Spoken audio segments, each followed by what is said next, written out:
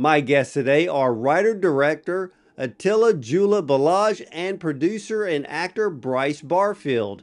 Now, Attila brings a cross-cultural perspective to his storytelling, and his films often explore themes of identity, transcendence, and the blurred line between reality and imagination. Notable projects include what we're going to talk about today, Not, the Fred G. Lee Story, and also Blue Kaiju, also Ghostlight, The Butcher is Hungry, First Visit, and many music videos. Now, actor, writer, producer Bryce Barfield has appeared in various TV, movies, commercials, and films across the U.S., and he is also published children. He's also a published children's book author with 3 books available on Amazon. And then this transition to a passion for acting in 2020 on the set of Reagan. Now, Bryce has been involved in over 40 films, including A Dangerous Prey, where Bryce was lead role and was released in March of 2024 on Amazon Prime and Tubi. Most recently, he just wrapped up 2 film roles in early 2026, Nine Black Cats as Chief Eel and a noir crime thriller, and also Charlie the Cannibal Clown as Bob the Priest. Now, they are both here today to talk about what I believe is a modern day cult film, Not, the Fred G. Lee Story. So let's welcome Attila Gyula Balazs and Bryce Barfield to the show. Welcome, gentlemen. Thank you. Thank you. Well, Attila, I'm going to start with you. Where did you get the idea for this crazy story? Well, Bryce and I we worked on a film project and we ended up going to the Beverly Hills Film Festival and we got really close on the trip over there and just hanging out. And when I was working on some VFX projects and my passion for filmmaking had really just diminished. And so I reached out to Bryce and was like, I really want to just do some fun stuff. Let's do some sketch comedy.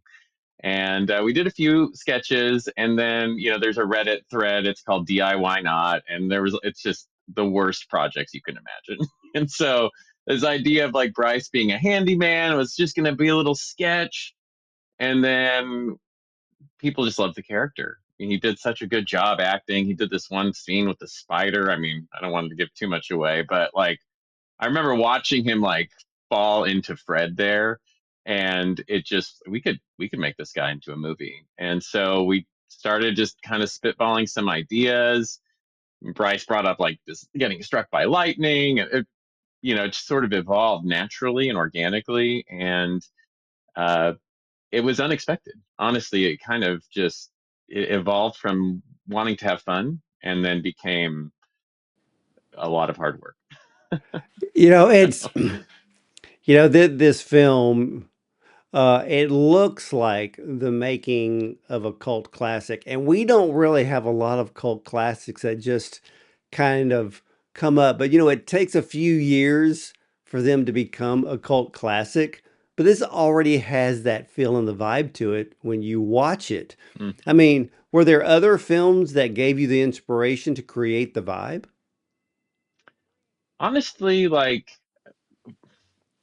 not exactly. It was just there were so many instances where, we would have an idea, we'd set out to do it, and then something would go wrong, and we'd have to like pivot and adjust and oh well, figure this out. Like even the spider scene, just to go back to that, it was like I found a spider in my side room and was like, oh, we should do an episode about this. And so it was just these like pieces of life kind of coming together. And I mean, I loved like Darren Aronofsky and all a lot of this more cerebral kind of filmmakers. So there were some of that, but I also just love to have fun and like create a sort of comedic experience while also exploring the human condition.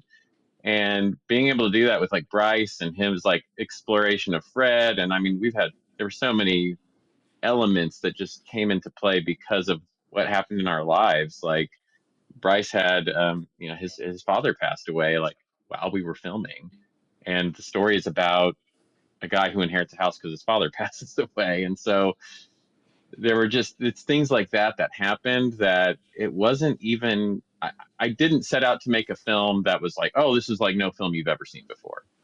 And then at the end, I was like, okay, I don't think I've seen a film like this before. It was, you know, Yeah, no, that so that it, one that I agree with. It's watching a film that you literally have never seen anything like it before, and it mm, was so funny because I was sitting here one day thinking about the film, and I'm like, you know what? Because when you watch it, it has a reality feel to it, and I'm thinking, if there was a TikTok page called Fred G. Lee, and Bryce is pulling off this character and never says a word to anybody that the character's not real, people would actually think Fred is a real person, a little bit on the crazy side, but it would actually make people watch because they're like, this guy's nuts. Is this guy high? What's the deal? So for with you, Bryce, you play Fred. How would you describe him? Fred is something else. He's a character you really have to step into, but Fred stepped into me is what happened. And working with Attila and developing this, we started out making skits, and there were more of us, and then there were two of us, and then two. He and I just worked together. Fred just came to be. So was there a moment that when you started doing the character Fred that all of a sudden you went, this is Fred, and then you just ran with it? I think that moment happened when the script said "fall in love with a spider," and that was about it.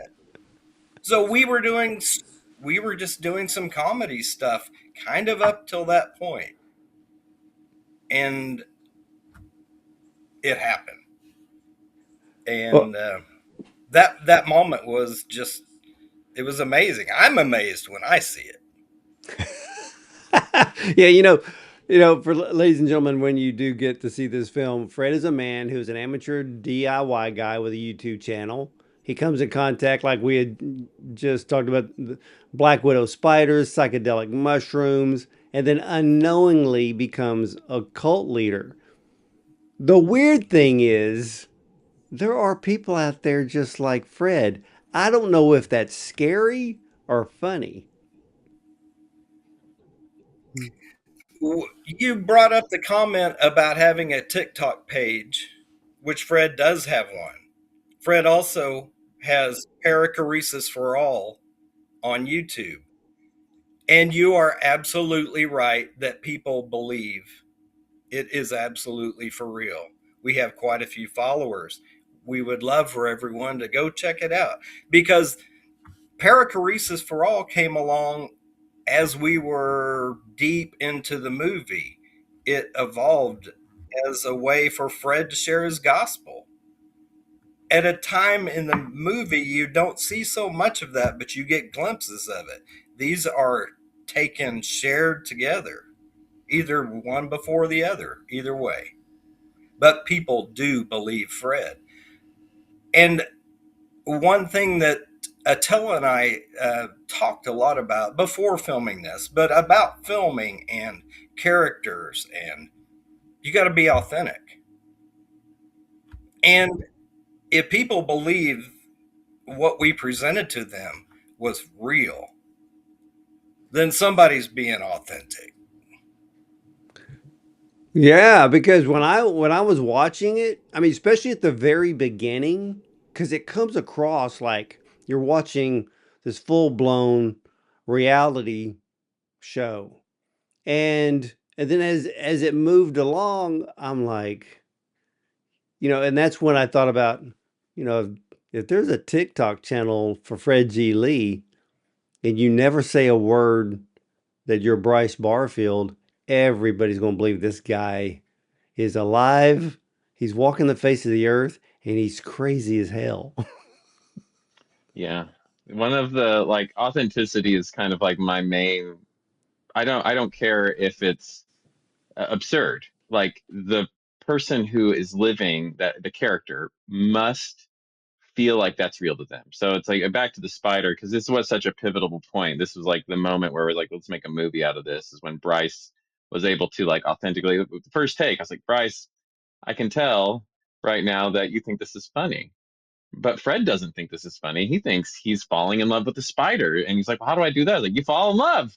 It's the same thing. It's the same thing.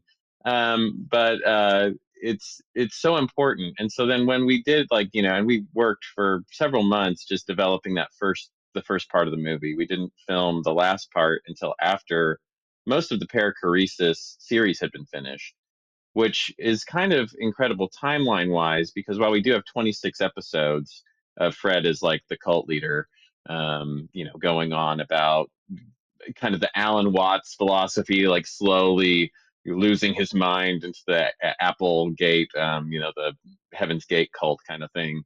Um, we filmed it chronologically. So you see him change. You see his hair goes from like Einstein and glowing, and then it's shaved, and then his beard just gets bigger, and then he's loose, going crazy. It just you watch that evolve, and then all of a sudden in the movie we cut back, and it's like we see this point. Like there's a point where Zach and Fred split, and then that's what perichoresis for all is that time period. So it really does feel and flow like a documentary, which was so important in the filming process. There were many times where it was like, we can't do multiple takes. We have to make this a one take, because in reality, I wouldn't be like, hey, I know that argument was good, but let's get a different angle on it. Could you argue again? Like that wouldn't happen. So we had to like practice and rehearse until it was just like, oh, there's the authenticity. Everybody hit their mark, and any accident that happened, like a little soft focus here, or like somebody's like flustered, it just added to that authenticity too.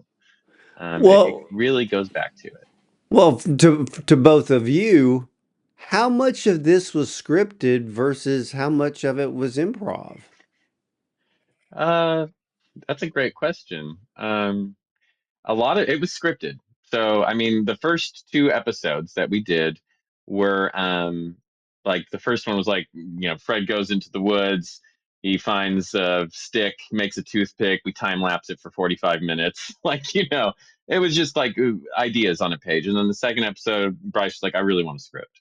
So I made it a little bit more script worthy. But one of the lines was falls in love with the spider. So then he kind of came up with that in a little improv, and then it was scripted. And what I learned from that experience was that the script is what brings us together. It's the first draft of the story, really. Even if you've gone through like 20 drafts of the script itself, it's what brings people into it.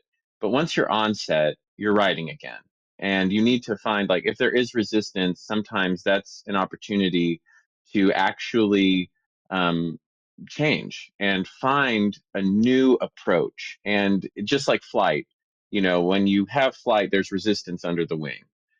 So I could push into it like this and be like, oh, we got to have it my way, or I could pivot and take off. And so there's a lot of that too. And when you have actors come in and you give them ownership of the character, and it's like, I expect the actor to become the expert in that character. I'm the expert of the world as the director. Like, I understand where the story's going, but if the actor can have the opportunity to like bring flavor and history and like make decisions, and we work together, and I say like, oh yes, that works great, or well, because this is where it's evolving, we have to kind of, oh, maybe finesse it a little differently. But oftentimes improv is encouraged and involved in the production, because I mean it adds up back to authenticity.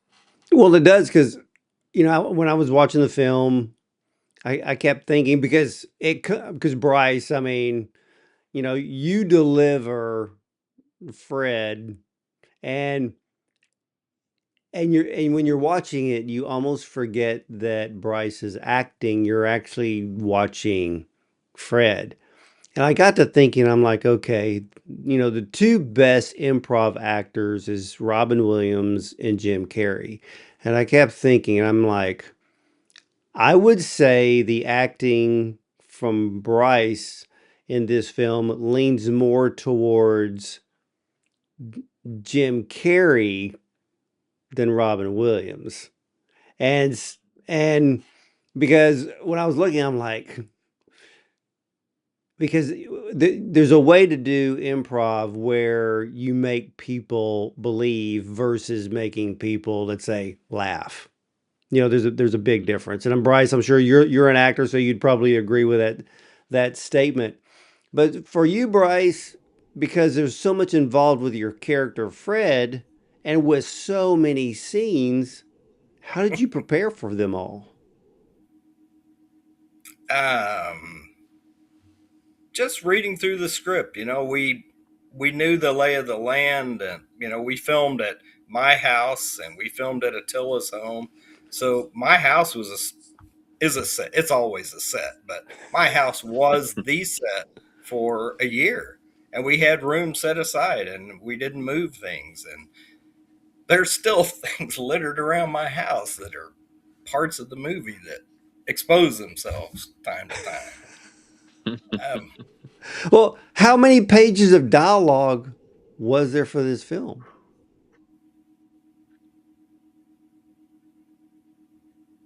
it expanded well, and if Yeah. you throw in perichoresis for all, we Oh had gosh. um, 3, 6, maybe 9 hours of Yeah. roll time. Hundreds of pages. Yeah, Uh, because yeah, we filmed it like was. 3 movies worth in the time frame of this. Yeah, If you yeah, include all the production for Perichoresis for All and all the videos, we did chakra videos and those things. I mean, that's for real. Our musician who did all the orchestration and the music, yes, Gavin Taylor, the muffled siren. That's fantastic stuff. It's for real, it and is. people believed it because it was real. It's all brand new music except for some selected songs through the movie. Well, all right. So who was the band in the film?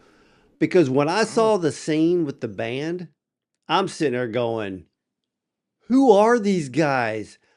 I mean, they were so so fantastic. I'm like, I want to hear a record. I want to see a tour. Those guys are awesome. that's so this is so cool. Actually, so Gavin Taylor, he's I've been working with him. Actually, listen right there. Well, one of those pairs of shoes on the back poster is him. He was 14 at the time. He had just released his first album, and he's been working with music for a long time, and we've been working together. And I was at Harvey Bakery, which is just this, just I was kind of working on a few things, and he was writing poetry, and like ran into each other. And I really wanted to have like a song for the movie, like not a composer, but like a rock song or a pop song, something that is that. And I oh my gosh, it's like happenstance, you're here. And we chatted, and I told him about it, and he said, "Well, show me a little bit." And so I think we had a trailer kind of worked out at this point, and I sent him the trailer, and then I sent him some dialogue that I wrote for Fred's last speech, and it was this kind of Dr. Seussy, very rhyme scheme stuff. And like within a day or two, he sent me this thing. He's like, "Actually, I'm just gonna kind of use your words for the lyrics of the song." And so he did, and he's just playing it on acoustic guitar. I was like, "This is awesome." And then we recorded it. It was a single take. I filmed that. So it was just like him and his band in the studio, all playing at once. It wasn't tracked out or anything, no metronome. And then he had also, I invited him to be a part of, as an actor, because he's an actor.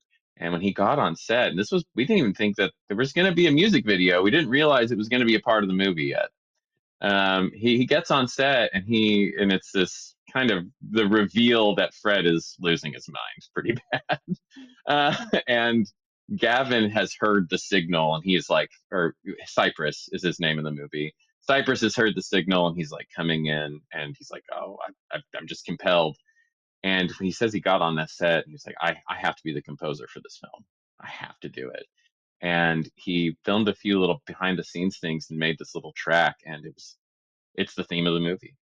He did it like in that night. And then we worked very closely over the next few months, and we filmed the music video, and part like the transformation of Bryce which like all this, it just like again, it's back to that things just kind of happened, and it was like a matter of like listening and making sure that um, not that you're able to make all of the right decisions at one time.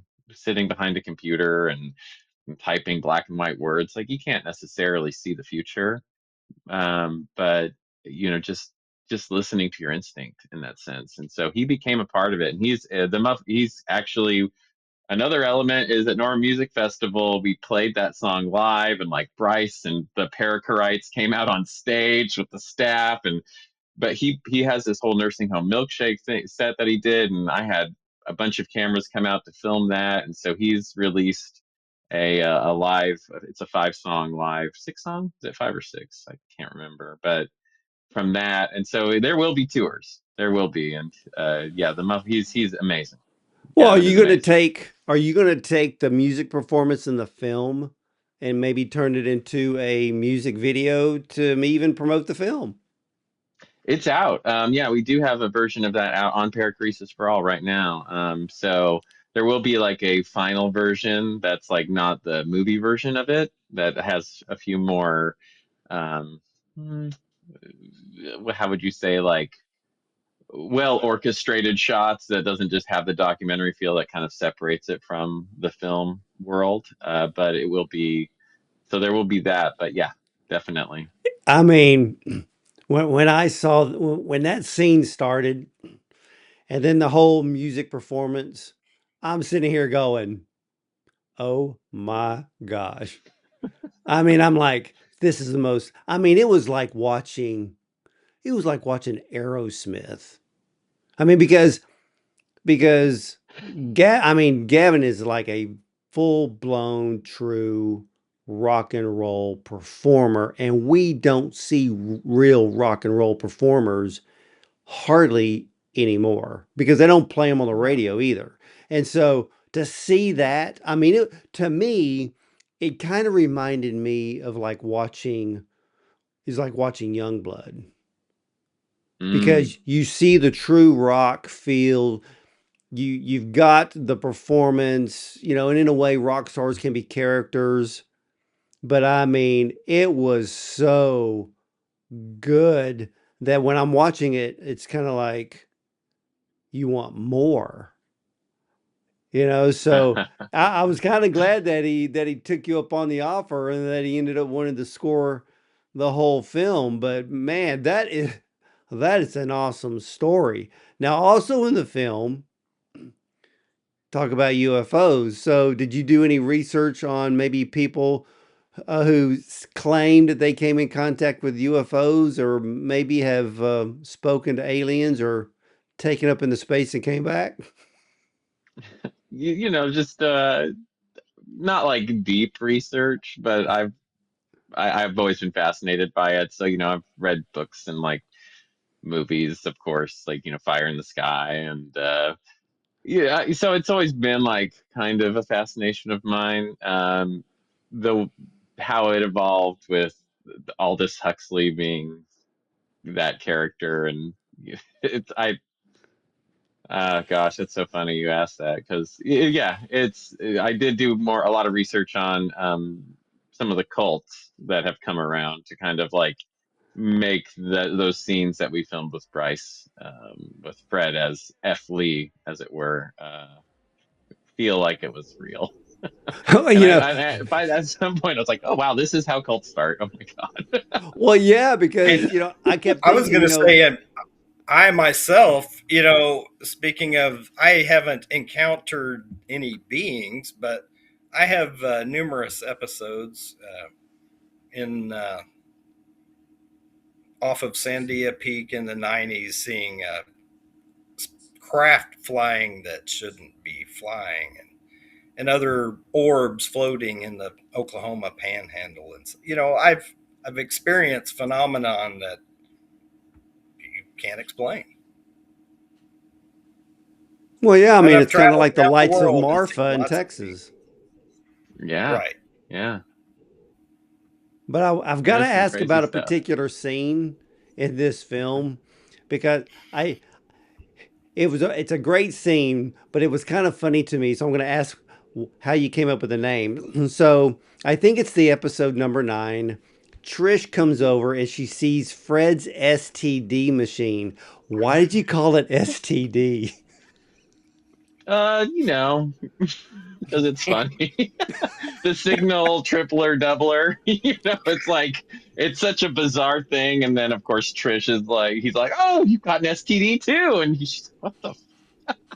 Well, you know And what was so, funny? Fred had to be oblivious to any kind of joke right, like that right, or any meaning to anything. It was just real to Fred. And that's yes, how I had to play it. Yeah, but when I saw All the those little scene, things. yeah, because when I saw the scene, it got me to thinking because she had a dream about it as well. And then I wondered how many people have built contraptions based on dreams. That scene really wasn't too far fetched from reality, was it? No. yeah. I mean, and like when inventions do happen, it's almost as though like the collective unconscious. It's like it's happening all over the world at once. Like people are inventing the same thing. Um, and I do think that in some ways, like there's like just a lot that we'll never be able to explain with science. I don't want to put a name to it, but I do know that there is going to be the unknown. And I love how this movie can't kind of explores that without like, again, like making it like, oh, well, this is what the unknown is, because part of being the unknown is we just don't know. Well, Right? it was funny because after I had watched the whole film, I think about a couple of weeks later, I read this post about Michael Jackson where he woke up in the middle of the night. I think he already had the whole song of Billie Jean in his head. He calls everybody up and says, "Meet me at the studio." It's in the middle of the night. And then they all arrive at the studio. They're going to record Billie Jean. And they go, "Why are we here in the middle of the night when you could have just had us come in the morning?" His belief was if I either dreamed the song or woke up and wrote it, if I did not take advantage of it right now and did not bring everybody in to record it, if I didn't do it, then Prince would have got it. And I thought, do people really think that way? That if an idea is floating in hyperspace somewhere and you grab it and you act on it, but then if you don't, is somebody else going to have that same dream and then maybe someone acts on it? So when I thought about that scene, I'm like, this is crazy stuff. Well, Huh. that's just like the our minds being in connection with the consciousness that's flowing. And maybe we're just tapping into that consciousness and it's what's flowing, and we just kind of tap on and ride along. Yeah, and I think Fred G. Lee does that, doesn't he? He certainly does. Well, what was the most challenging scene to film? Was it the lightning scene? No, the office scene. Oh, yeah, the office scene. That was horrid. That was Oh my gosh.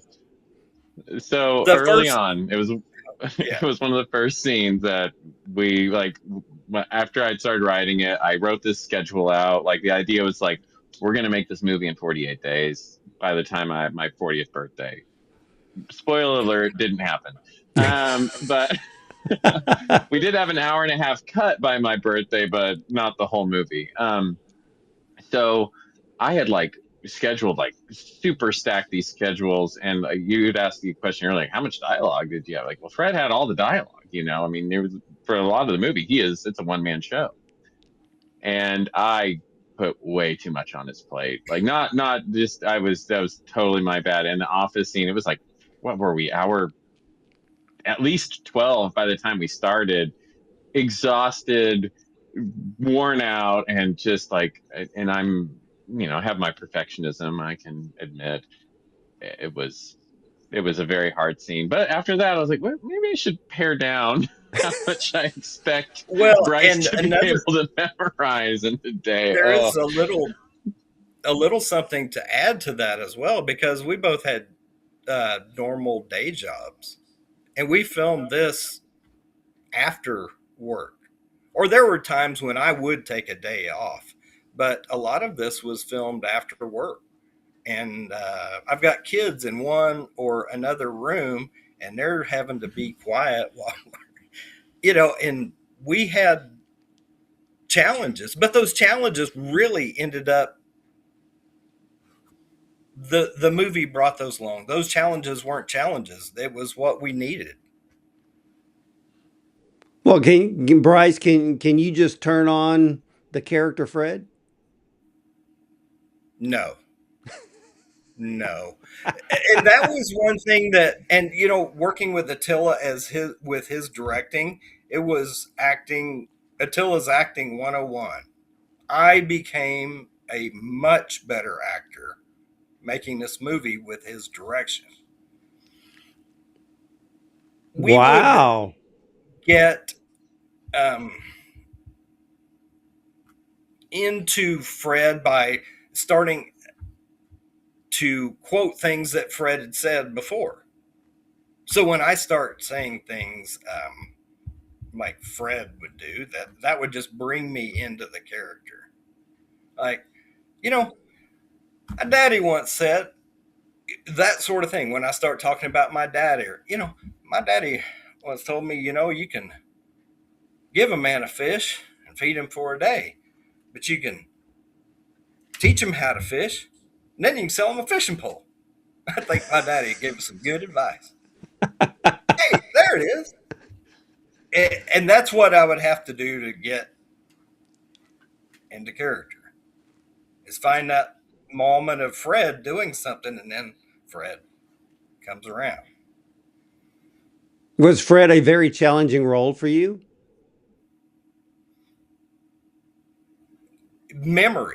Memorizing lines. I'm 61 years old, and I have a full time job as a project manager, and that, informationally, there's not much space to put all these lines and uh, saying the lines and then the action, and then we're doing a one take, which is 6 minutes long. But it all came together, and I learned how to memorize much better because of methods Attila helped me with. Wow. That's very, very interesting. I mean, for you, Attila, when you were watching Bryce become Fred, were there things that he did that amazed you? Oh, again, starting with the spider scene, but there was other like there are moments where when I like watch the movie and there's like the hummingbird scene. I'm just trying not to give too much away, but you know what I'm like when he's there and it's just it's so real. Like I started crying one time, especially once I put the music to it. There are so many moments where, and I really feel like you see the evolution of the character. Like he does kind of start off as that like oh my goofy guy that lives next door, and he's you don't really know him, but he's a little strange to something where it feels like he could be dangerous, but he's not. And it's such a gradual change, and Bryce was able to like really like pull that off in a way that was like, it he holds up the movie. Like it's 85% like just him. And you might hear my voice like as Zach, just talking in the background, like, "Come on, Fred, we got to get going." But uh, it's mostly him. I would say it's 40 minutes into the movie before we even really see another character interact with him. Yeah, and I'm trying to Um, think who the first character that appears in the film. It's not Trish, is it? It's like mm, the camera guy. Zach, uh, well, Is is it? it maybe it's is it the I think dispensary it's owner? maybe it's Is like it the 6 guy? minutes. I think there's another character 6 minutes. I feel like when we see like when he picks up the dehydrator, there's Joe, but then it's like I think the first like scene interaction is at the dispensary. When The he you was know out, you know, and Hippie Rob, of course. yeah, and even when Fred was out there picking psychedelic mushrooms, I'm like, thank goodness they weren't Death Cap, you know, I know. because it's not like he was, it's not like he was an authority on psychedelic mushrooms, and so No. that is No. one dangerous little scene. But I thought the whole psychedelic mushroom thing was really funny. And Yeah.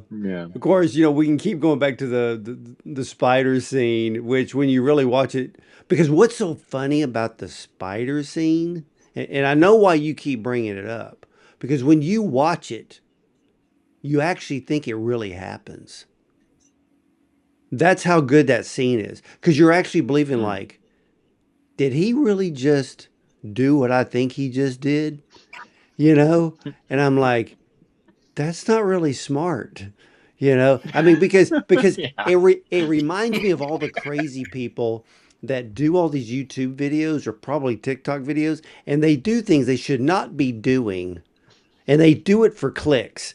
And that's exactly what that scene is almost like, except Fred is just Fred, Yeah. and I'm thinking, dude, you're gonna die. Yeah, so yeah, I can see why you bring that scene up because ladies and Yeah. gentlemen, when you see the Fred G. Lee story and you watch the spider scene, you're gonna think the same thing I am. I'm like, he really did that. I Yeah. think Attila Yeah. was having a hard time holding his laugh in during that scene because he couldn't believe what was happening. And honestly, when I see it, I don't. That was Fred. I Yeah. don't behave Yeah. that way. I would not do that. But the character Fred was there, and we had mentioned it earlier in talking about our workload and things that we did. When you see all of these shots, you're seeing the crew. Yeah, We were the crew Yeah. yeah, Most of the yeah. I and time. prop mean, masters and whatever was needed for the film. That's what Attila and I did. We made all the props we created, and it was a real um, do-it-yourself movie. it was so Yeah, funny. why not? It's so funny you bring that up. Like a do-it-yourself movie, because I know how a lot of indie filmmakers are. Everybody's watching budgets, and then this morning I read where the streaming series called The Citadel has come back for season two. And they said that season one was 300 million plus. And I'm going, why? And I'm thinking, do the bean counters in streaming, do they no longer care how much something costs? Because indie filmmakers are always looking at budget and they only work within the perimeters that's given to them. And then studios can be pretty tough on budgets for features, even if they're writing a check for 2 or 300 million. The studio's different, but these streamers are idiots. And so, Yeah. because when I'm watching the Fred G. Lee story, because there's so many things in it that entertain the audience.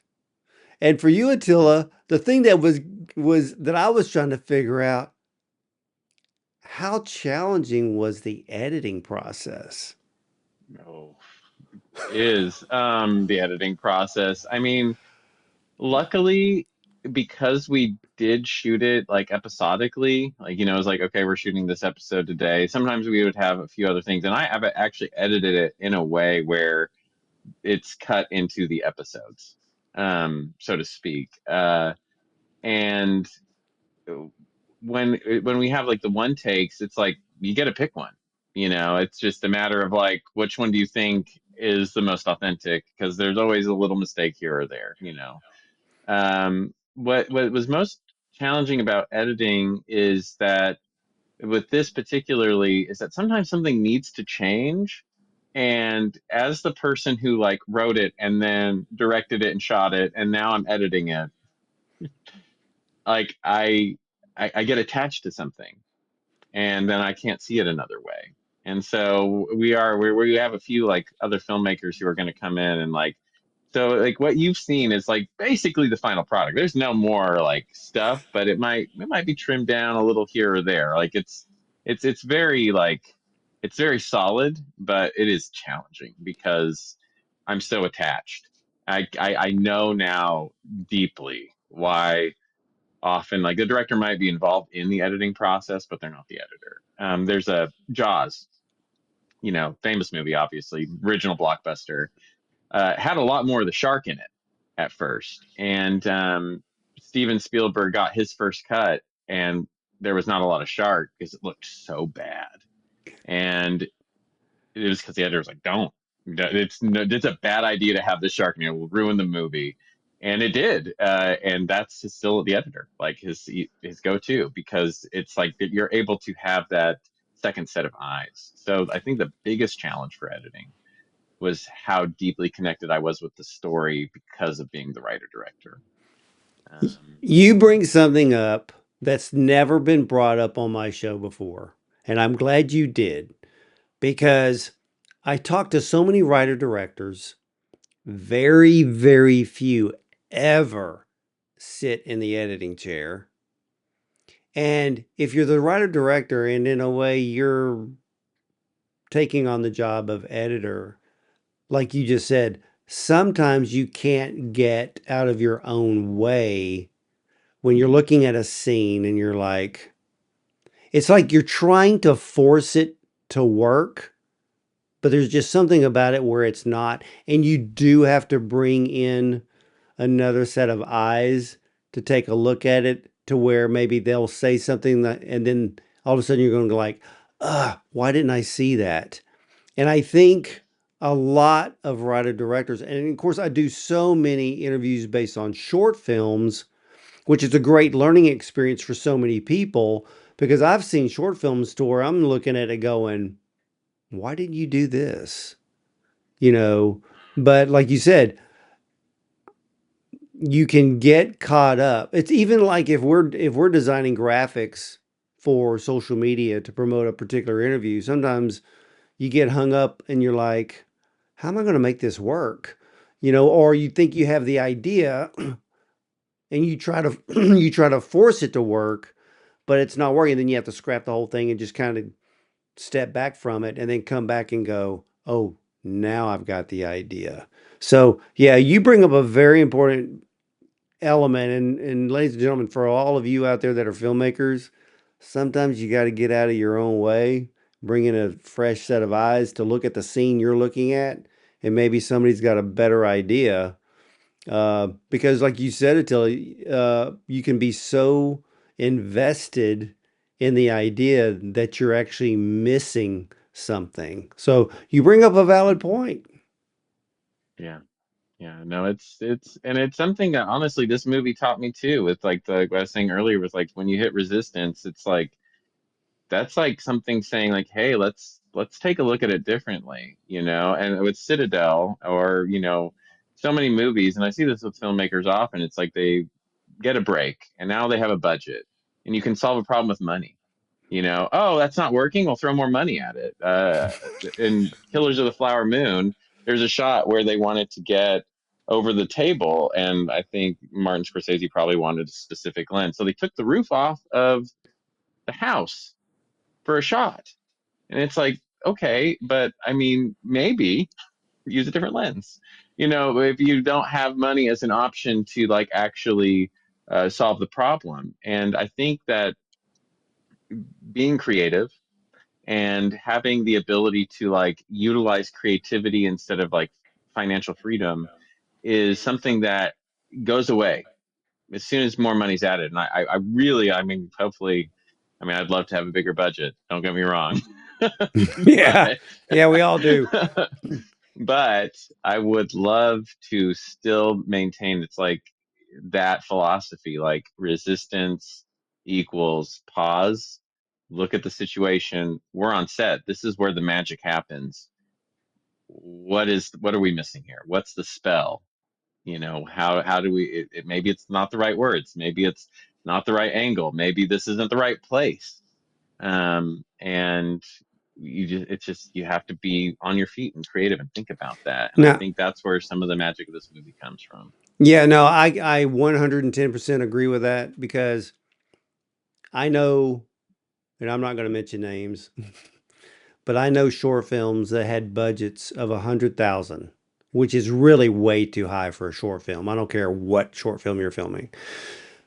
And when the films are completed and I watch them, I looked at it and I'm like, you didn't use the money they gave you to create something better. Like the Mm, storyline's good, but there are elements of filming certain scenes, the editing process, and you're looking at it like there's things missing here that should have been done if you had a budget of 100,000, which means is the filmmaker was not ready to have a budget of 100 grand because they've never had a budget of 100 grand, so they didn't know how to use it effectively to mm, create a fantastic, beautiful short film. Where I've seen people who had less than 5 grand and they got nominated for an Oscar for a short film. It's based on what you said, and I completely agree. In the beginning, for filmmakers, working with less should enhance your creativity and your ability to tell a story without depending on money to do it. yeah. And I think that's what's missing today. I mean, if we're watching streaming and we're seeing streaming series or even movies that are 100 million plus, they're all crap. Yeah. A lot of them. I mean, let's be honest, but when I look at the Mm. Fred G. Lee story, the whole, seriously, to both of you, the whole time I was watching it, I was like, this is a cult film. And then I had somebody walk into my office and I'm watching it. And they come and they stand behind me and they never say a word and they're watching it and they're like, and then I turn around and I go, what do you think? And they go, this is awesome. And I'm like, really? Because I was curious because, it's so off the wall. I mean, you can't compare Fred G. Lee's story to any other film out there. And I go, really? They go, yeah, this is really cool. I want to see the rest of this. So I was like, may got a hit on your hands. So where and when will this film debut? I don't know.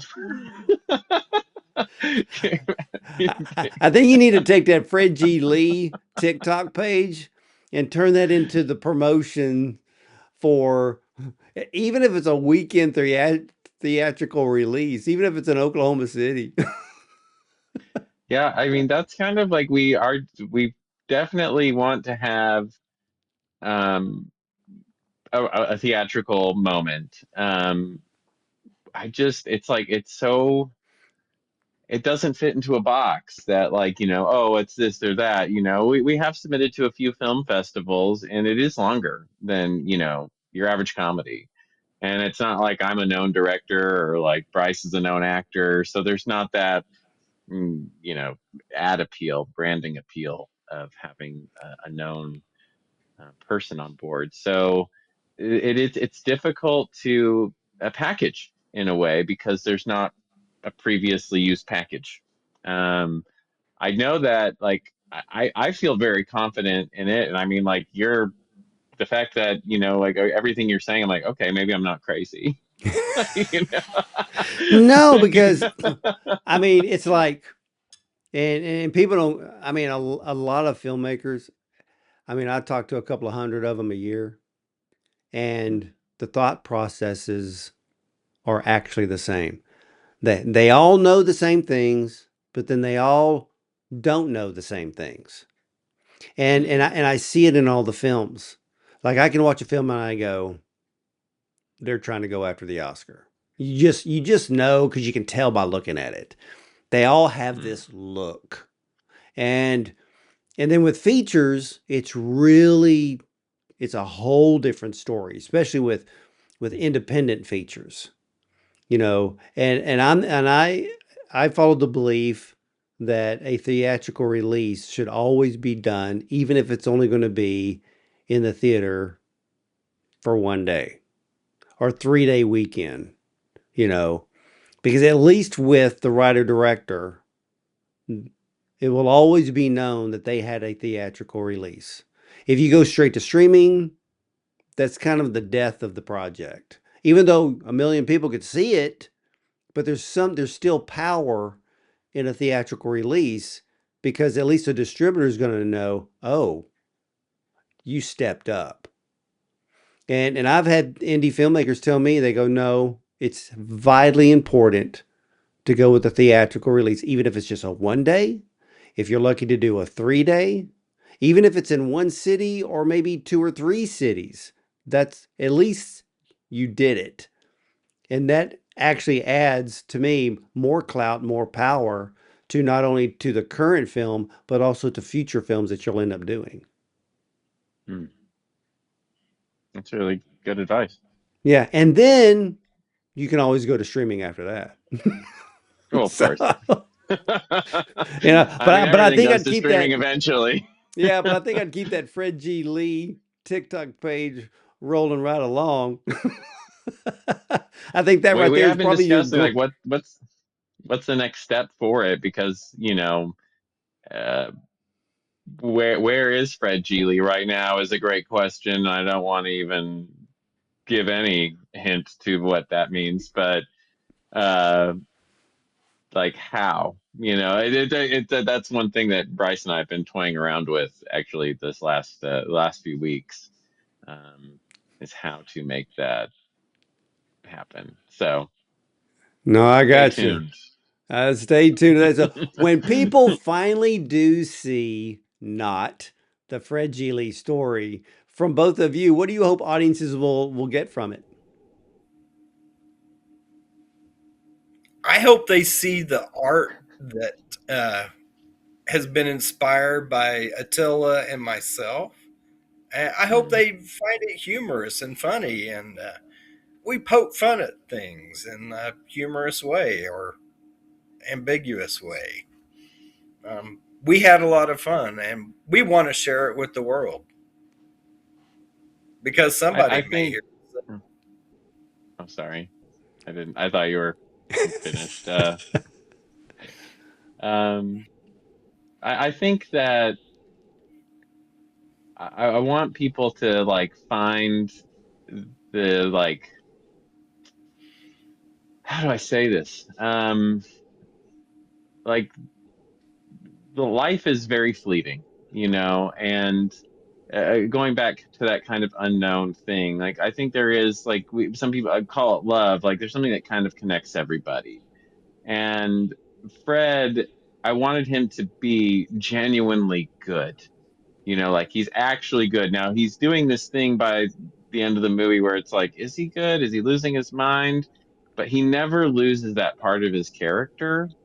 And I think we're all capable of that. It might not feel like it sometimes, but I want people to walk away. It's like, even if you're weird, even if you're like, not necessarily understood, that it doesn't make you bad. You can still be good. And while we do poke fun and it's a comedy, it's lighthearted many times. Sometimes there's some serious moments, and that's life. That's life. Um, that we all are capable of being good and that we're accepted for like who we are, and Fred is just a shining example in my heart of someone who, though he's misunderstood, he only wants to, this is his constant as a character, he wants to help people out. He says it right at the beginning of the movie. I know there's things that I can do to help people out. Help people out. And if we all said that and we all did that, what a better world it would be. Yeah. And I would add, do not try this at home. Oh, well, yeah, yeah, yeah, yeah. I mean, Yeah. the tie-dyed stools are not for human consumption. As it turns Forever. out. That is it. And ladies and gentlemen, Attila Gyula Balazs is not. The Fred G. Lee story is a sci-fi rockumentary, maybe a mockumentary, dreamed and has modern day cult film written all over it.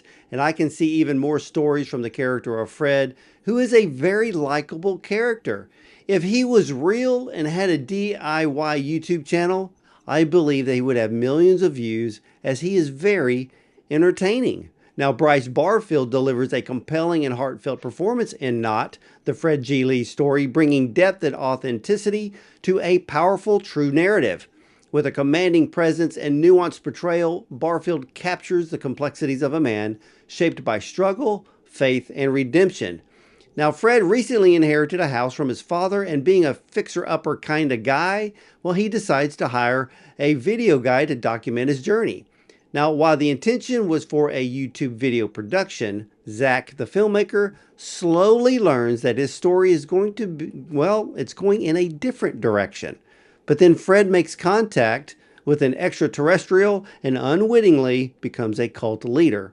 His cameraman Zach watches in horror as Fred and his followers are abducted, leaving him to piece together the bizarre and the unsettling truth in a documentary, this movie. So Attila and Bryce, I want to thank you so much for sharing the most out-of-the-box feature film I have ever seen, not just this year, but probably in the last couple of years. So much success to both of you with this film.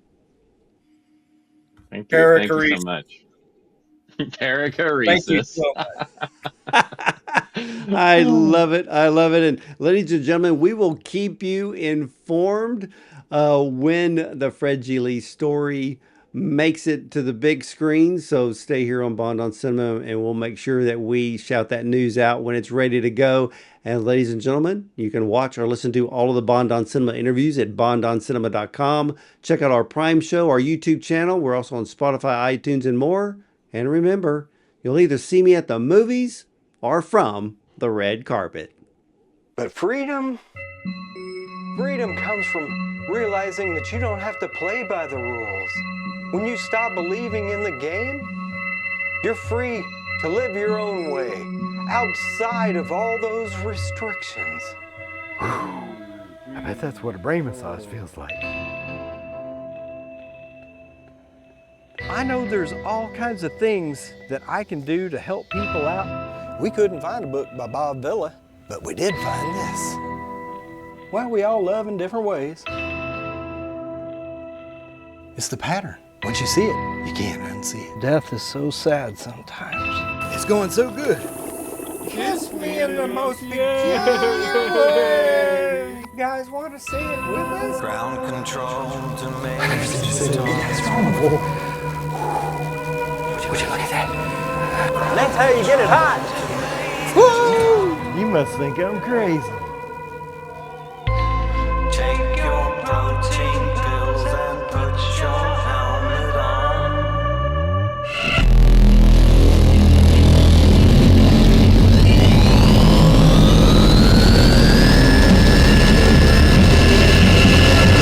This is ground control to Major Tom.